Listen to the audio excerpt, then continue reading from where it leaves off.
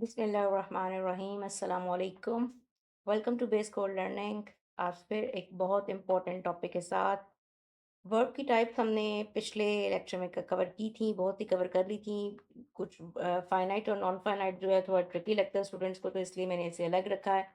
आज के लेक्चर में मेनली हम फाइनाइट वर्ब को डिस्कस करेंगे, लेकिन नॉन फाइनाइट वर्ब का थोड़ा सा इंट्रोडक्शन मैं आपको ज़रूर दूंगी, इसलिए आपने वीडियो को मिस नहीं करना है। एंड तक देखना है ताकि आपको अच्छी तरह समझ में आ जाए और आपके तमाम जितने भी कंफ्यूजन है और जितने भी डाउट्स हैं वो सब क्लियर हो जाएं। तो देखिए, वर्ब जो है वो फाइनाइट, ठीक है, और फिर दूसरी साइड पे नॉन फाइनाइट वर्ब्स हैं। नॉन फाइनाइट वर्ब की तीन आगे टाइप्स हैं, जिसमें इन्फिनेटिव आता है, जिसमें पार्टिसिपल है और जिसमें आपके पास जेरेंड है। अच्छा, फाइनाइट वर्ब्स को हम देखते हैं कि फाइनाइट वर्ब्स क्या होते हैं। तो फाइनाइट वर्ब वो होते हैं जो मेन फंक्शन की तरह सेंटेंस में, मेन वर्ब की तरह सॉरी, फंक्शन करते हैं, मेन वर्ब की तरह सेंटेंस में काम करते हैं। उसके अलावा उनके पास सब्जेक्ट होता है, और ये फाइनाइट वर्ब जो होता है वो सब्जेक्ट के साथ अग्री करता है। ये हमने सब्जेक्ट वर्ब अग्रीमेंट का पीछे लेक्चर देखे ना, ज़रा चैनल पे पड़े हुए हैं, तो वहाँ पे सब्जेक्ट वर्ब अग्रीमेंट पे पूरी 2 लेक्चर्स वहाँ पे हैं। वहाँ पे आप जाके देखेंगे उसमें क्या होता है सब्जेक्ट वर्ब अग्रीमेंट में, कि अगर आपका सब्जेक्ट जो है प्लूरल है तो वर्ब भी प्लूरल होगा, आपका सब्जेक्ट सिंगुलर है तो वर्ब भी सिंगुलर होगा। और एक और जो सबसे बड़ी चीज़ ये है कि फाइनाइट वर्ब्स हमें टेंस बताते हैं। ये टेंस दिखाते हैं कि कौन सा टेंस यूज़ हो रहा है सेंटेंस के अंदर, प्रेजेंट है, पास्ट है, फ्यूचर है, कौन सा टेंस है। तो ये टेंस के साथ चेंज हो जाते हैं, ये सब्जेक्ट के साथ चेंज हो जाते हैं। तो अभी देखिए, ज़रा हम इस टेबल को देख लेते हैं। फाइनाइट वर्ब की जो टेबल है, की डेफिनेशन दी हुई है सबसे पहले। Verb that have a subject, subject होता है इनका अपना, एंड शो टेंस, टेंस बताते हैं, और agree with the main subject in number. यानी कि वही वाली आसान लफ्ज़ों में बात है कि सब्जेक्ट से अग्री करते हैं। सब्जेक्ट कोई भी हो सकता है, नाउन भी हो सकता है, प्रोनाउन भी हो सकता है। और आपको पता है कि इंग्लिश के जितने भी पार्ट्स ऑफ स्पीच है, जो 8 पार्ट्स ऑफ स्पीच है, उसमें से सिर्फ 3 के पास ये टेंडेंसी है कि वो प्लूरल और सिंगुलर हो सकते हैं, जिसमें आपके पास नाउन है, प्रोनाउन है और वर्ब है। इसी तरह इसके की फीचर्स क्या हैं, की कैरेक्टरिस्टिक भी आप कह सकते हैं, ये है कि ये फंक्शन करता है मेन वर्ब की तरह सेंटेंस में, और ये टेंस को शो करता है कि कौन सा टेंस है, प्रेजेंट है, पास्ट है, फ्यूचर है। पहले डिस्कस किया है कि ये जो फाइनाइट वर्ब्स हैं, ये टेंस कंट्रोल वर्ब्स होते हैं। इन्हें टेंस कंट्रोल कर रहा होता है, या ये टेंस को कंट्रोल कर रहे होते हैं, की बात है कि टेंस चेंज हो जाएगा तो ये भी चेंज हो जाएंगे, टेंस को जो शो कर रहे हैं। तो दूसरी तरह हम ये भी कह सकते हैं कि जो इनका फंक्शन है वो ये है कि टाइम ऑफ एक्शन बताते हैं। टेंस का मतलब ही तो टाइम ऑफ एक्शन ही है ना, आपको पता चल रहा होता है प्रेजेंट, पास्ट, फ्यूचर क्या होता है, ये सब पता चल रहा है ना। तो टाइम ऑफ एक्शन बताते हैं। अब फाइनाइट वर्ब्स में एक और जो की कैरेक्टरिस्टिक था कि ये सब्जेक्ट चेंज होने के साथ वर्ब चेंज हो जाता है। कि सब्जेक्ट प्लूरल होगा तो ये भी प्लूरल हो जाएंगे, सब्जेक्ट सिंगुलर होगा तो ये भी सिंगुलर हो जाएंगे। ये सब्जेक्ट वर्ब एग्रीमेंट में डिस्कस किया हुआ है हमने, ये सारी चीज़ें बहुत डिटेल में की हुई हैं। एग्जाम्पल्स देखें, आपको क्लियर हो जाएगा। She plays piano. अब शी आपका सब्जेक्ट है और प्लेज आपका वर्ब है इन सिंगुलर, ठीक है। तो अब देखें, क्योंकि सब्जेक्ट हमारा सिंगुलर है तो हमारे पास हमारा वर्ब भी सिंगुलर होना चाहिए था। बिल्कुल अग्री करता है। He plays piano. ही, अब he is the subject and it is singular, so play नहीं हो सकता यहाँ पे प्लेज होना चाहिए। They play piano. They is the subject, it means that it is the doer of the action and it is in the plural form, so we will use here play. I play piano. Again, I is plural, play again is plural. तो यहाँ पे भी subject verb agreement जो है वो पूरी तरह cover कर रहा है इस चीज़ को। फाइनाइट वर्ब देखिए हाईलाइट किया हुआ है, प्लेस और प्ले। जहाँ पे आपके पास सिंगुलर होगा वहाँ पे आप प्लेस लगाएंगे, और जहाँ पे आपके पास प्लूरल होगा वहाँ पे आप प्ले लगाएंगे। एग्जाम्पल्स, बहुत आसान एग्जाम्पल्स के साथ मैं समझाती हूँ, क्योंकि एग्जाम्पल्स को आसान आसान एग्जाम्पल्स होंगी तो आप समझ पाएंगे। और हर चीज़ समझाना यहाँ पे पॉसिबल नहीं है, ये सिर्फ़ एक एग्ज़ाम्पल है। अगर प्लेस की जगह कोई भी, अगर यहाँ पे प्लेस पियानो की जगह कोई भी यहाँ पे वर्ब होता, जैसे कि he eats an apple, she eats an apple, they eat an apple, I eat an apple. तो यहाँ पे हमने इस तरह कोई भी वर्ड, अगर कोई भी वर्ब अगर आपका है जो इस तरह चेंज हो रहा है, जो सब्जेक्ट के साथ चेंज हो रहा है, तो आपने याद रखना है कि वो फाइनाइट वर्ब है। फिर हमने कहा कि टेंस चेंज होगा तो वर्ब चेंज हो जाएगा, ये फाइनाइट वर्ब में हम पीछे मैंने अभी आपको बताया। अब देखिए, उसी प्लेस की एग्जांपल, प्लेस वर्ब ही लिया है, उसी प्लेस के साथ हम इसे कर रहे हैं। She plays piano, the tense is simple present tense, ठीक। अब आप इसे ज़रा पास्ट में करके देख लें तो प्लेज़ कैसे चेंज होगा, वो प्लेज़ प्लेड बन जाएगा। टेंस चेंज हो गया है तो हमारा वर्ब भी चेंज हो गया है। फिर शी विल प्ले पियानो, वो पियानो बजाएगी, विल प्ले यानी कि फ्यूचर में वो ये काम करेगी। तो अब कैसे वर्ब हमारा चेंज हुआ है, वो विल प्ले बन गया है। शी इज़ प्लेइंग पियानो, अब प्रेज़ेंट कंटीन्यूअस में हमने करके देखा है कि she is sorry she is playing piano, ये प्रेज़ेंट कंटीन्यूअस में है।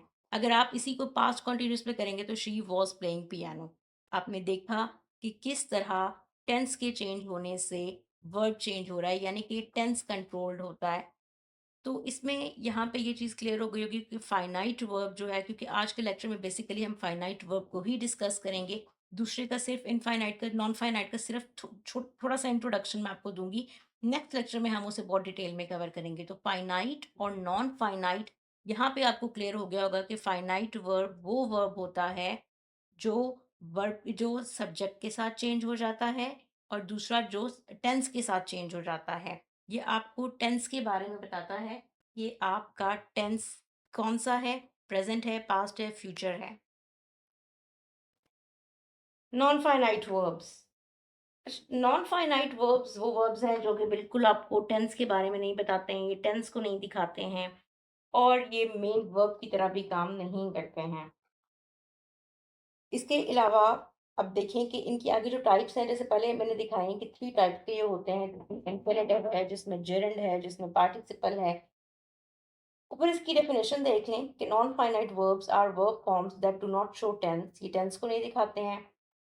नंबर और person, they don't act as the main verb of a sentence, main verb की तरह ये काम नहीं करते हैं।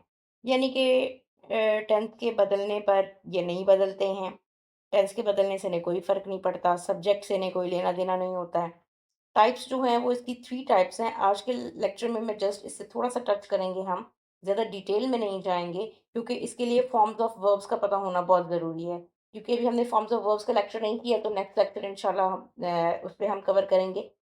तो यहाँ पे हम सिर्फ़ इसका जनरल आइडिया लेते हैं कि types of non finite verbs कौन-कौन से हैं। इन्फिनिटिव हैं, टू के साथ वर्ब आता है, टू के साथ बेस फॉर्म ऑफ वर्ब आता है, जैसे I like to eat.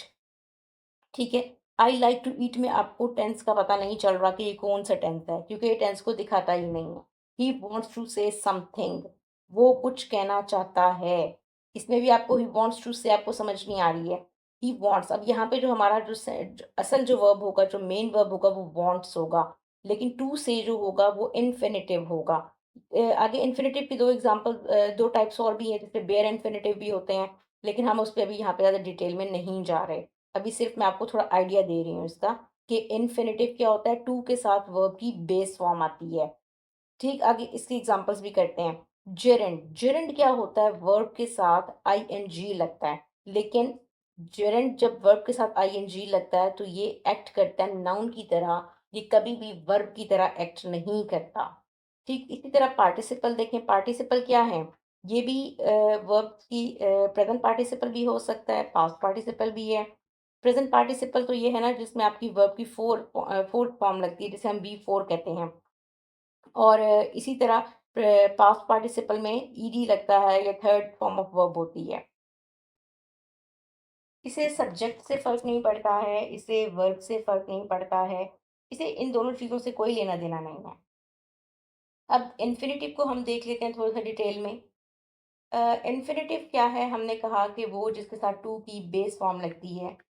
He wishes to go, अब यहाँ पे आपके पास जो विशेस है, विशेस मेन वर्ब है ना, विशेस आपको टेंस के बारे में बता रहा है कि उसकी क्या, वो क्या हाइट रखता है, वो प्रेजेंट टेंस आपको बता रहा है। लेकिन टू गो यहाँ पे इन्फिनिटिव है, बेस के साथ, बेस वर्ब के साथ, बेस फॉर्म ऑफ वर्ब के साथ टू लगा है, लेकिन टू गो हमें किसी टेंस के बारे में नहीं बता रहा।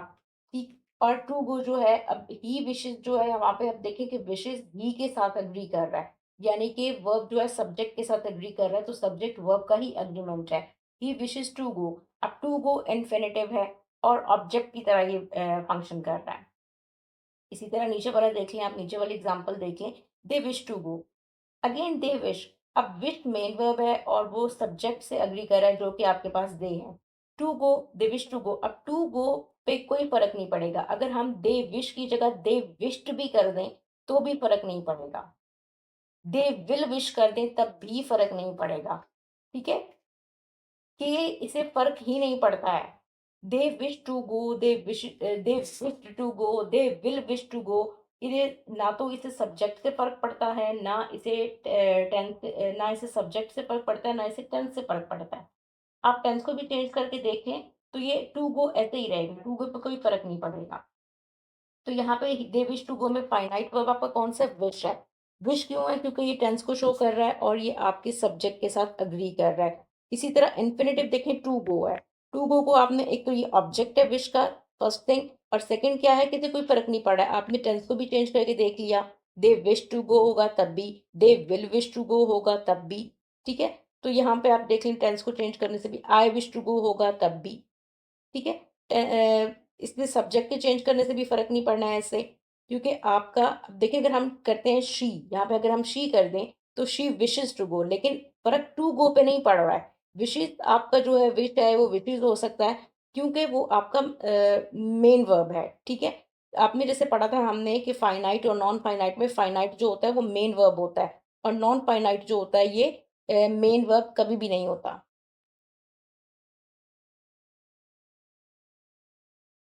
अब हम जेरेंड को स्टडी करने लगे हैं। थोड़ा-थोड़ा आज मैं आपको सिर्फ़ इंट्रोडक्शन दे रही हूँ, ज़्यादा हम इसकी डिटेल में नहीं जा रहे। जेरेंड क्या है? जब भी आईएनजी, कोई भी जो ऐसा वर्ब है जो आईएनजी पे ख़त्म हो, लेकिन वो वर्ब की तरह काम ना करे, बल्कि वो नाउन की तरह काम करे, तो उसे हम जेरेंड कहते हैं। अ, जैसे हम कह रहे हैं ही लाइक्स स्विमिंग, वो स्विमिंग पसंद करता है।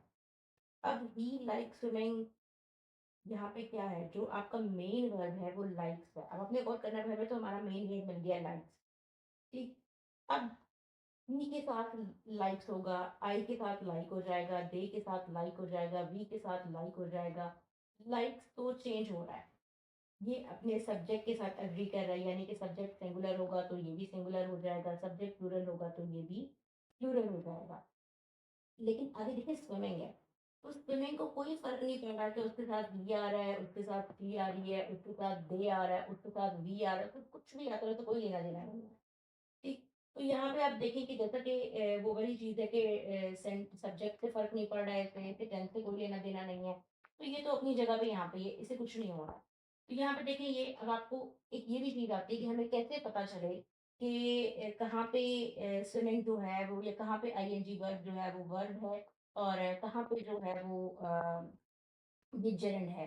तो जेरंड का आप देखें, यहाँ पे इजी सा फॉर्मूला देख लें कि इससे पहले कोई और वर्ब आ रहा होगा, मेन वर्ब आ रहा होगा, ये मेन वर्ब नहीं होगा, ठीक। दूसरा आप देखें, सब्जेक्ट को चेंज करने से फ़र्क नहीं पड़ रहा, और टेंस को चेंज देखिए, अभी यहाँ पे ही लाइक्स है, अगर हम ही लाइक्ड कर दें, तो he liked swimming, he will like swimming, ठीक है?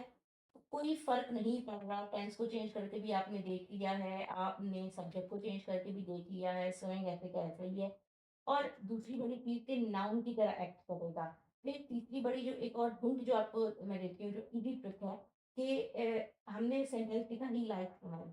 अब हमें क्या पता कि ये जेरेंड है या क्या, इसकी जो आसान ट्रिक है, वो ये है कि आपको क्वेश्चन का आंसर मिल जाएगा। He likes what? He likes swimming. What does he like? He likes swimming.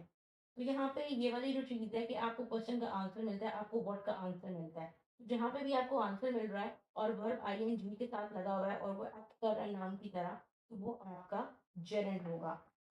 इस एग्जांपल को थोड़ा डिटेल में देख लेते हैं। He likes swimming.